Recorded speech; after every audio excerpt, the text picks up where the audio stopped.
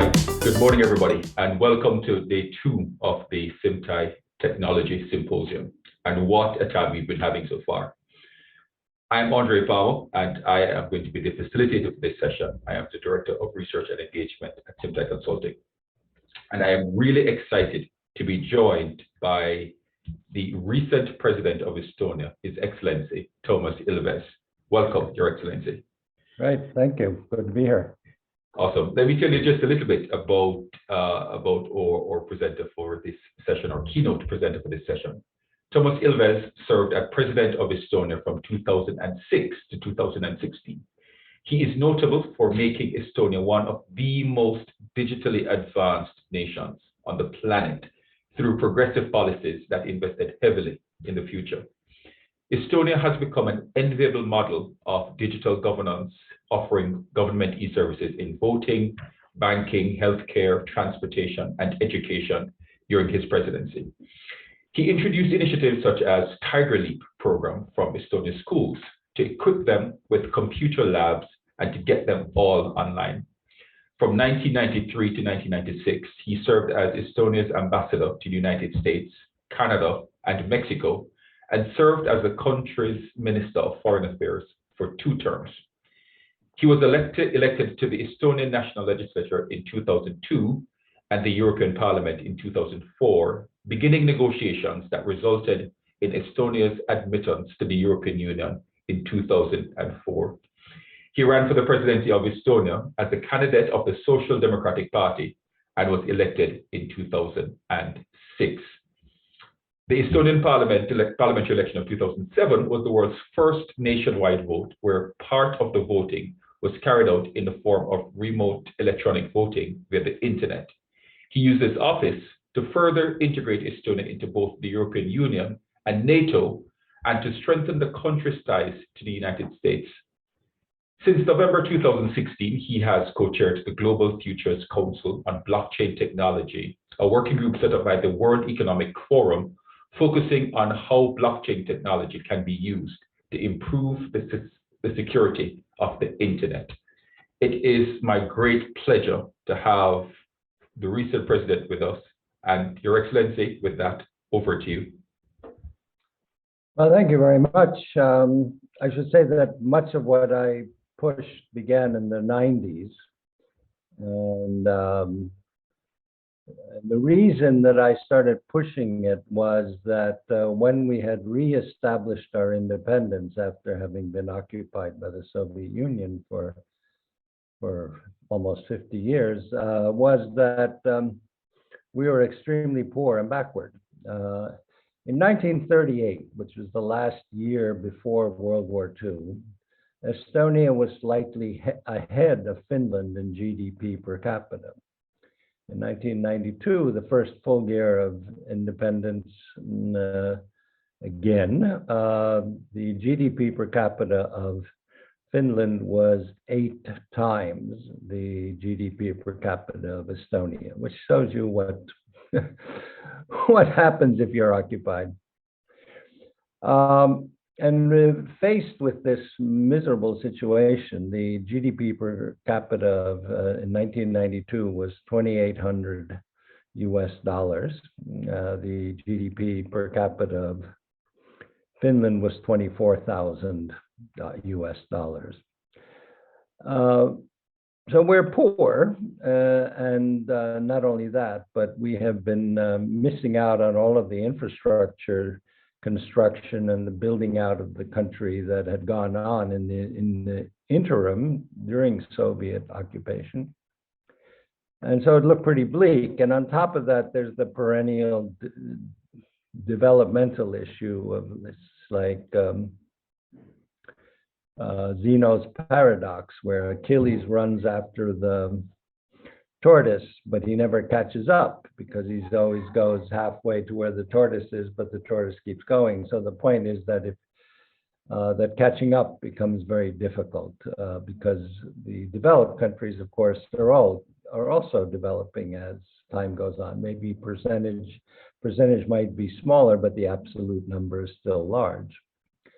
And so this was a fairly depressing situation for us. But basically, my input came from two things. One of them was that I had actually learned to program in 1971. I was 15 years old, and I had a one-off experience with a math teacher who, for one class, uh, she was doing her PhD in mathematics education, and her thesis was on teaching, on whether you could teach kids or high school students to program. And so she got a teletype machine with a purple tape and a big telephone modem and a connection to a mainframe computer 40 kilometers away. And I learned to program. And I remember the one moment was where I had to program, print a graph of y equals x squared. And I sort of wrote the program, and then it kept printing and printing and printing because I forgot to end the program. But that remained with me, that sort of moment. And after that, I never have worried about or feared tech, and I felt very comfortable with it. In university, I actually had a summer job programming in assembler language, which is it's just numbers and letters, because it was with a computer that was so small, so powerless. It was actually the first lab computer ever, a PDP-8, and it was called a PDP-8 because it had only 8K of memory, which is as much memory as an empty email today. So, but in order to program that, you had to program an assembler. But that was the 1970s. But the result was that, I don't know, I just never thought that computers were anything to fear or worry about. So if you sort of move ahead to 1993, when I was ambassador in the United States, and despairing about where the country was, and the foreign ministry didn't always have money to pay our rent and pay our salaries. It was pretty awful. And a friend of mine sent me this email saying, well, there's this thing called Mosaic. It's a web browser. The hypertext transfer protocol, HTTP, which we know as the internet, was invented in 1989, but there was no way to really access it because there were no web browsers. So I said, well, that's interesting. And I went and bought the first web browser. It cost like $29.95 in the store, and it had 7 floppy disks, which I uploaded. And then I had the first web browser. And when I looked at this, I saw that actually here's one area where all of us, rich and poor, advanced or not, are on the level playing field. And as opposed to, say, building highways, where we're still trying to catch up to the highways that were built in the West during when we were occupied. But here we were starting out exactly at the same level. And that was where I combined the two ideas that, okay, let's use digitization as a method to move ahead more quickly and to be at least at the same level, if not ahead of the rest of the world. We're talking about a time when there were about only a couple of thousand websites when we started this. And and I realized that, well, because I learned to program at 15, that this was that really the way to get this moving is to start young. And so then I proposed to the government that we put computers in all the schools and connect all the schools, and the kids will some percentage of the kids will pick it all up anyway, which was in fact what happened, since many years later, when I was leaving office, I would visit startups and ask where they started, and these men or women in their 30s would say, oh, I was a kid in your program 20 years ago. So it worked. And the way we did it was we had a matching fund. The government would pay for half of the computers, but the local government had to itself invest in it. So they had to have skin in the game. And then we provided money to connect the schools. So by 1998, 99, everything all schools were online. Now, there were two problems that we still faced. One of them was, what about the rest of the population? And especially because we were very poor, people didn't have access to computers. So together with the banks, we created a program which put computers in all administrative offices of local government. So if you lived in the countryside, you could go and use a computer, and they'd hire someone who actually knew how to use a computer and teach people how to use it. And especially the banks were interested in this because they wanted to go over to computer banking, which saves them a lot of money. So they put the money into that. The more important problem was that we realized that the standard form of digital communication was insecure. You still go on websites, you put in your email address and a password. That is not good enough. You need something far more robust. And then we basically came up with a system that we gave every person in the country a unique, secure digital identity. Initially in the form of a chip card, but later on we've moved on to other technologies as they have developed. But the point is that every person has a unique identity. No one else has that identity, which means that you are you. You have to identify yourself with two-factor authentication, which is, bluntly put, something you have in your possession and something that you know. So most obviously a chip card is something you have, but in order to use it, you have to be able to have a code that you can use, a PIN code. That is not enough, but certainly that's the first step. Now, getting everyone to have a digital identity is a difficult political process. There's nothing wrong, nothing difficult technologically, but it is a political issue where the government has to say, all right, everyone gets a digital identity. You don't have to use it, but everyone gets a digital identity. The next issue, the next issue is, how do you set all of this up? And so we created an architecture of a distributed data exchange layer. And what that means is that you don't keep all your data in one place, but rather you have it all over where it is. It is tied to your identity. So it's sort of, you can think of it as a big Christmas tree with lots and lots of balls, and one place has your medical data, another place has your property data, another place has something else, your driver's license.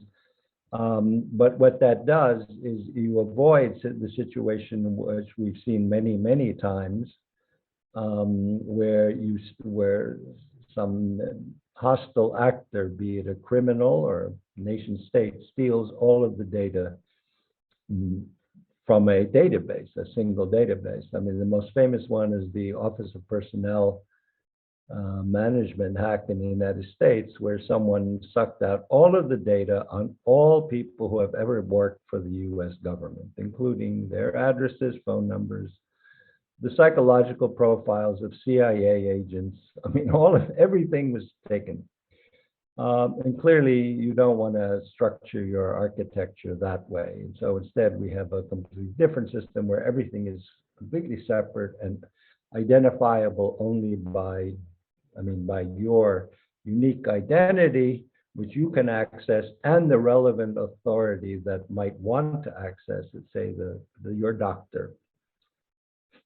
And this was what we did was we basically, in this way, digitized all government services. There are only two things in a person's relationship with the government that you cannot do online.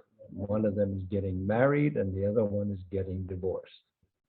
All other transactions that you might have, be it setting up a doctor's appointment, be it your prescription for medicine or for voting, all of that can be done online. Important to note is that you do not have to do it online, but you can do it online. And our most popular services, such as taxation forms, those are you log on and you get that pre-filled because all of the data already exists on how much you've earned and how much you've paid in taxes and how much you've given in donations, which are tax deductible. All of that is sort of kind of no-brainer activity that a computer can do much better than you sitting there with a calculator working on a piece of paper for hours on end. The computer just does it automatically. And so all of these services are available. Again, it's important to note that you can always use paper if you want. But most people don't want to use paper because it's much more comfortable to do things via computer and do it digitally. And so, I mean, certain services like taxes, paying your income or filling out your income tax returns or getting a prescription is used by 99.9% of the population. People just don't use that. And so basically those are two of the three pillars that you have to take into account in digitizing a society. It's important also I'll get to the third in a moment, but it's important to note at this point that this is, while originally set up by the government, it is used by all of the banks. The banks, in fact, co-owners, or as a public-private partnership. The entire identification process is something that the government owns a company, half of the company, and the other half is owned by a consortium of Estonian banks, since the banks end up being the people that use the ID system the most. I mean, they do millions of transactions a day, so those are, it's in their interest to do these transactions online rather than with paper and with using brick and mortar banks. In fact, I basically spent 10 years never entering a bank building because there was no need, and that included not only money transfers, but also getting a loan or several loans. I mean, I did all of that online, never had to go anywhere. And from a bank's perspective, it's also equally convenient. So both sides win in that. And so when we look at most payments that are made to private companies in Estonia, they actually use the same system. They use the same system because, in fact, it makes things much more secure for them. Because a private company can, well, if you're a private company, you can do one of two things. Most places you're going to do one thing, which is you have to have a contract with a computer security company that will take care of your needs. But none of them are as good as in Estonia. None of them, those companies are as good as what the government system, which is far more secure, more robust, has far greater security than the kind offered by commercial security companies, simply because they don't really make those kinds of investments, whereas the government invests very heavily in the security of this system. Now, there's a third element that we added a little later, largely because the technology only came into existence. But what we have, like, bluntly speaking, what we do is all critical national data. That means your property records, healthcare records, legal records, court cases are on blockchain. The problem or the issue of computerization is actually not what most people think, which is data privacy. Privacy is a minor matter compared to something which is called data integrity. Privacy, or say a violation of privacy, is someone publishes my blood type or someone publishes my bank account numbers. Much more important is the integrity of the data, that no one changes my blood type record, because if someone changes the record of my blood type, for example, It can kill me if I go to the hospital and they say, you have one type of blood, and they say, okay, we'll give you this blood type, but it turns out it's one that I can't accept, and I die. Or, I mean, more common would be, say, a bank account where I have a certain amount of money in it, but someone changes the amount of money, and most likely they won't change it for me to be more money, but rather less. And so data, and what we use in the blockchain form, to get technical, is we use a keyless signature infrastructure where we don't have the high energy demands of sort of Bitcoin, but rather we have a blockchain with hashes that just shows that something has been changed or not. And that gives you the same effect, but it doesn't nearly require, it requires basically a minor fraction of 1% of that same energy that Bitcoin. I mean, Bitcoin is a very, hugely energy inefficient, and a single Bitcoin transaction, for example, basically throws 275 kilograms of carbon into the air. That's just one transaction. Whereas this is one of these is 0.75 kilograms. So it's much less, and it's a permission blockchain. So as opposed to say all of the digital currencies, which have millions of people on them signing off on a transaction, this one has only a certain number of authorities. But the what is on blockchain is fairly limited, and they're generally sensitive or critical data that we don't want anyone to change. So as I said, healthcare records, medical records, prescriptions, property records. You don't want your property records changed by anyone.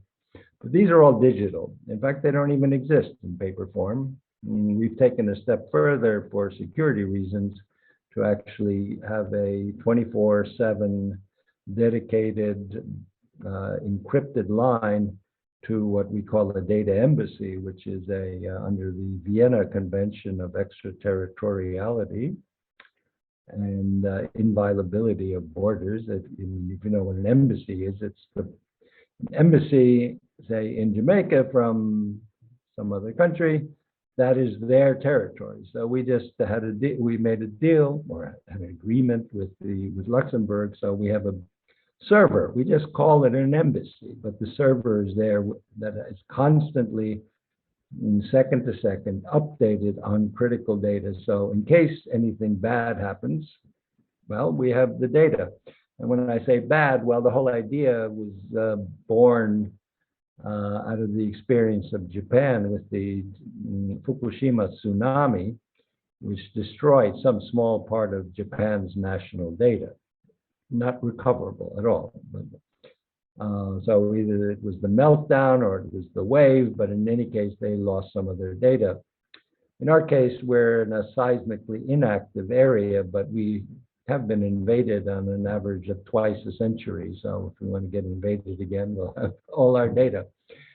And so this system has developed now for 21 years, and has been hugely successful, adopted by about 25 countries around the world. And as I said, it is used both by the private as well as the public sector. Its effects are enormous. Basically, we calculate in terms of time saved. We probably save about 2% of GDP a year, which is a huge amount if you think about it. And this comes from the efficiencies of the processes.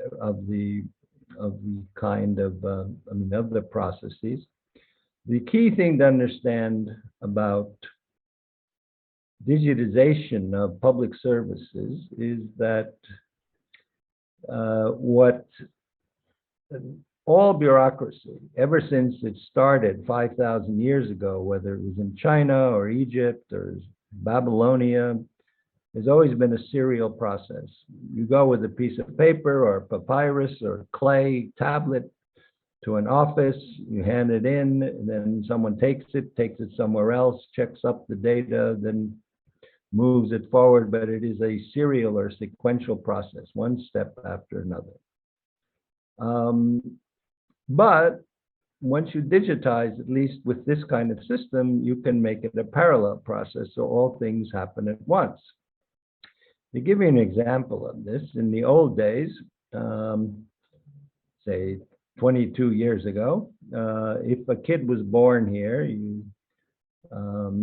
usually the father would then have to go and register the child as being born. Then once it was registered, go to the Bureau of Vital Statistics to get a birth certificate. And with the birth certificate, go to the health insurance company.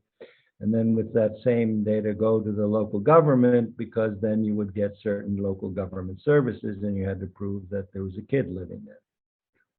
And the guy who designed the system, who actually went through all this, said, I never want to do that again. So now when a kid is born, the hospital or the doctor will ask simply, what is this child's name?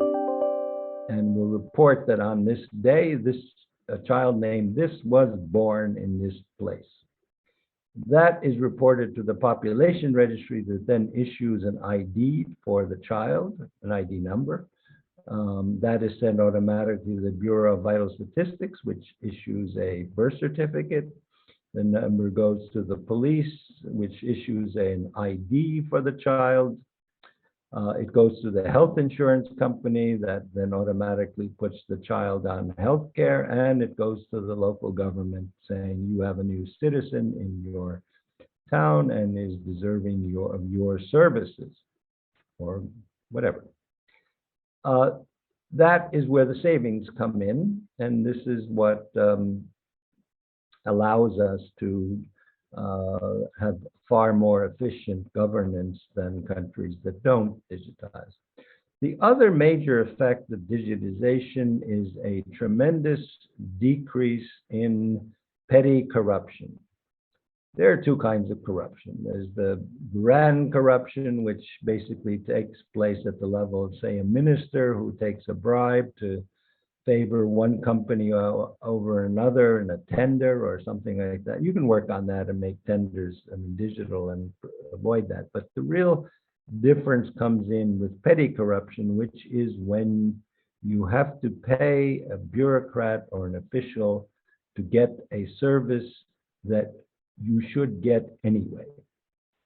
Because, well, I mean, these different examples, you want to go see a doctor, you have to pay this, you know, you get an appointment, you want to get a, well, I mean, in one case in a state in India, if you want to get paid your pension, you have to give a certain percentage of your pension to the official who distributes the money. All kinds of forms of petty corruption. And these are all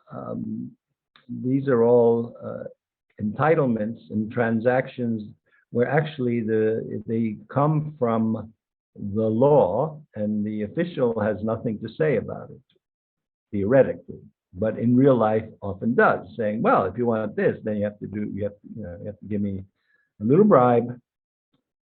And as soon as you digitize this, it becomes impossible, because that official has nothing to do with that transaction. You do it directly with the government, and you simply apply and say, you know, if you're a single mother with 3 children, you're entitled to a certain amount of welfare benefits. You simply do that online, and then since it's checkable, we know how old the kids are and how old you are, and you're a single mother. The money then is calculated and automatically deposited in your bank account. So Estonia is now one of the least corrupt countries in the world, whereas it used to be 30 years ago as a post-communist country, one of the most corrupt countries in the world. So we've eliminated that form of corruption through digitization, because non-discretionary decisions, that is, decisions that you're simply entitled to something, are done digitally. This, again, has a huge effect not only in terms of GDP, but also in terms of public confidence in governance. There's a whole different attitude. In Estonia, people hate politicians just as much as they hate politicians everywhere, but they trust the system of the government, the administration. It has an incredibly high trust rate. We do have digital voting. I should say here that initially we had only about 0.03% of the population doing this, and it was very new.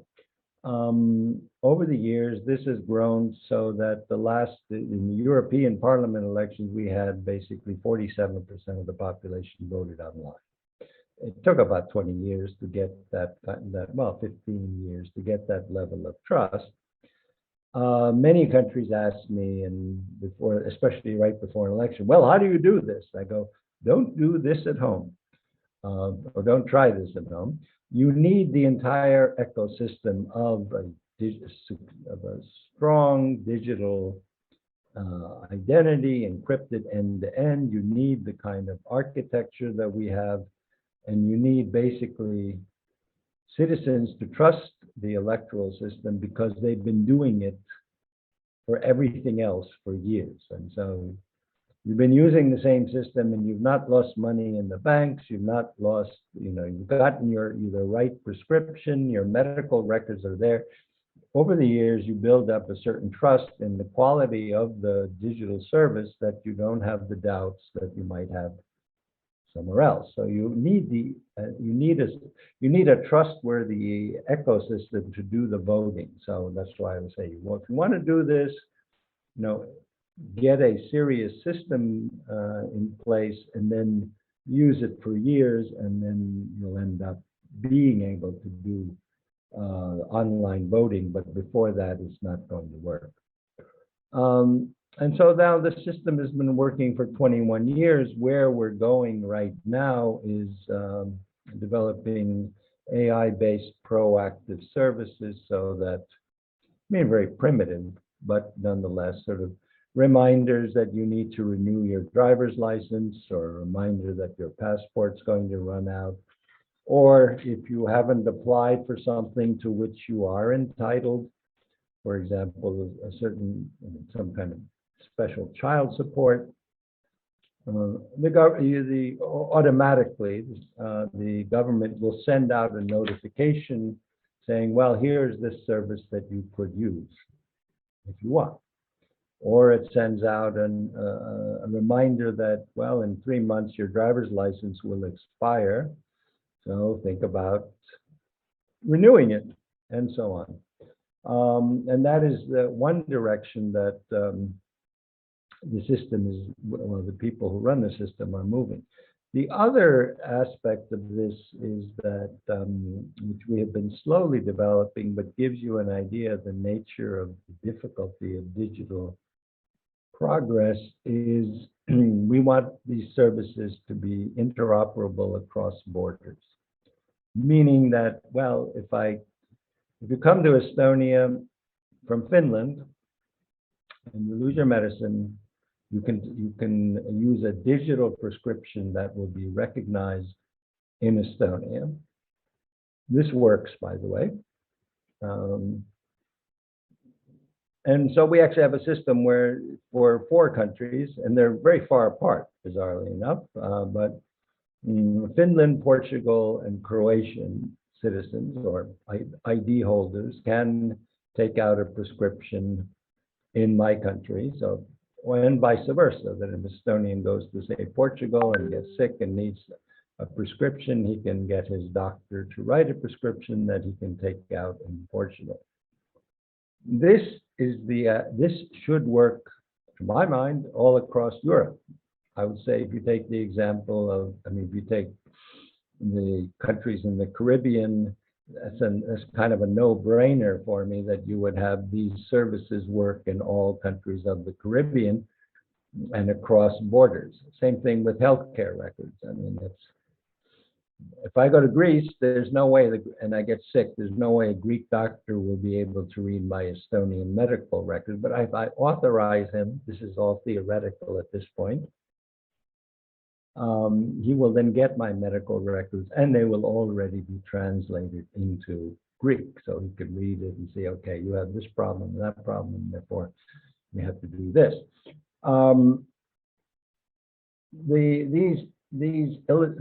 These cases illustrate what people need to understand about digitization. The easy part is the tech part. It's a no-brainer. I mean, having a digital prescription work across the border technologically, to set that up takes a week, at most 2 weeks. Politically, it took almost 10 years because everyone has their objections. There are differences in the kind of drugs that people take or that are subsidized for different age groups to a different degree by different countries. All of those political decisions or issues must be resolved. You will generally find that when it comes to technology, almost always the issues are political and not technological. The technology exists. Many consulting companies will say, oh, just buy these computers and buy this system and you'll do fine. And then countries will go do it and realize that, well, actually, it's not so fine. In fact, our system, the distributed data exchange layer, which is called X-Road, and you can get much more information about it if you go on YouTube and type in X-Road and then put Estonia and then long version. The long version is only 3 minutes. The shorter version is 2, but it shows how this thing works. That's open source, and we give it away and have been giving it away for 20 years. That's why we have some 25 countries employ it. Panama uses it in your region, close to you. Now, about 16, 17 years ago, I chaired the European Commission Task Force on e-health, and so I went to a conference, and there was a Finn there who's bragging about Finland was about to buy for 600 million euros, or basically at that time $700 million, a proprietary software from Epic to do what our software does for free. And he said, no, our system is really good. I said, well, just check it out. And what did they do was they came and a couple of weeks later after this conference and looked at the Estonian system and realized actually it did the same thing. It was basically the same system, except it was open source, non-proprietary software. Of course, using it took some money. I mean, about 100 million to put it into use because you have to pay people to do that. But you don't have to pay a private company to do things for most things in digitization and governance, and you don't have to pay for the updates, which is another thing that you have to think about. The updates are also free.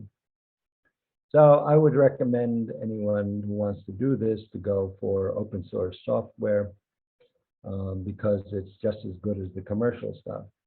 The kinds of decisions you have to make ultimately, as I said, are political. They're even cultural. So, for example, in my country, property records are public. Anyone can see what I own in terms of my land. If you go to Southern Europe, they look at you aghast. They go, what? People can see what you own? So, I mean, there are cultural differences between Northern and Southern Europe. It's kind of standard in Northern Europe to be able to see what people own, and it's not in Southern Europe. The main thing to keep in mind also in digitization is that you need to get the stakeholders involved. It's not going to work unless you've sort of talked it all through and explained it to people. And it also is not going to work unless you have have government leadership in this. And then where the government leadership comes in is that it's got to be pushed by whoever's the head person. The prime minister, the president, whatever. If you just have a minister of digital affairs, what will happen is that all the other ministers in the government will say, oh, digitization, that's your problem, don't bother me. But on the other hand, if the digital ministry says, okay, we got to do this in the Ministry of Agriculture, the Minister of Agriculture will say, go away, you're not going to touch what I do in my ministry. So you actually need it from the very top, at least the kind of political push. The prime minister or the president doesn't have to understand digitization, but he does, or she does have to know the benefits of it and the need for it politically. So anyway, I've been talking for 45 minutes. I don't know, I'm sure people have all kinds of questions. I mean, I could talk about this for hours and hours, but, you know, so stop me and I can answer your questions. Awesome. Thank you very much. You know, that was a very riveting presentation, and we've been thoroughly enjoying some of what's been coming through to us. A couple of questions. So one is this. It sounded like Estonia was starting from scratch after the fall of the Soviet Union. So when you're building from scratch, it's a lot easier because there's nothing there. But for a lot of these countries and companies with legacy systems and this cultural mindset, it becomes a lot more difficult. How do you respond to the question of managing legacy systems and transforming all of that to a digitally advanced state? Well, legacy systems have just as much of a cost as non-legacy systems. And in fact, that's a perpetual battle you will have to fight with digitization, because in digitization and any kind of digital system, the cost structure is completely different. From a government point of view, you spend a whole lot of money to build a road, but then for the next 30 years, you know, maybe you might do a little repair work, but it's all capital expenditure. When you digitize, it's all operational costs, operational expenditures, and you have to constantly update what you have because already the threats evolve. So just to keep your system secure will require lots of investment every year. The point is that that's cheaper than using legacy systems. And so that's the choice you have. I mean, am I going to keep what I have that doesn't work very well, or am I going to invest in something new that does work much better, saves me a lot of money, but which I will have to continuously maintain? It's, you know, even if it's it's always a political decision. It's whether it's a business political decision. I mean, ultimately you decide yes or no. I'm going to invest in this or not. So, I mean, the legacy systems will keep you behind. That's just the way it is. If you don't catch up, you will be you'll be in the slow lane all the time. The good thing about digitization is that actually you can skip to the front of the line by simply getting the best thing you can for your money, and then constantly updating it. So I would, yes, legacy systems are a problem. We had our own legacy systems. They were just so bad that we said we don't want them. I mean, we had an analog telephone system that was horrendous, and so we basically invested in digital exchanges and digital connections. Yes, it costs. On the other hand, the lost opportunity costs of having a rickety old telephone system that didn't work very well and had poor connections are also there. So you make the decision that we want to have digital connections or digital telephone system. You have to balance it. I mean, you say, what do I gain? What do I lose? In general, you want to avoid having legacy systems simply because the world is constantly moving ahead, and you're just not going to be competitive. Yeah.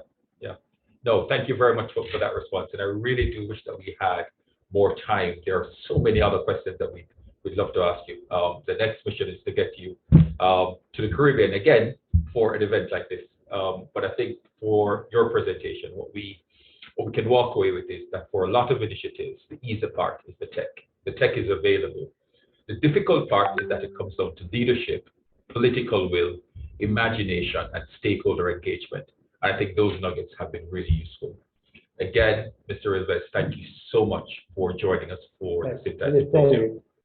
Yeah. I'm at a meeting in 2018 that was held by the Inter-American Development Bank, Yes. the IDB, with the finance ministers of the Caribbean governments.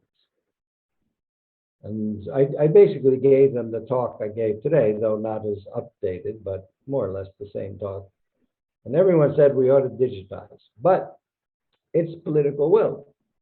I mean, the IADB was actually, I mean, the reason why I was there was the IADB brought me there, because the IADB thinks that this is the way to go for the countries that it gives money to.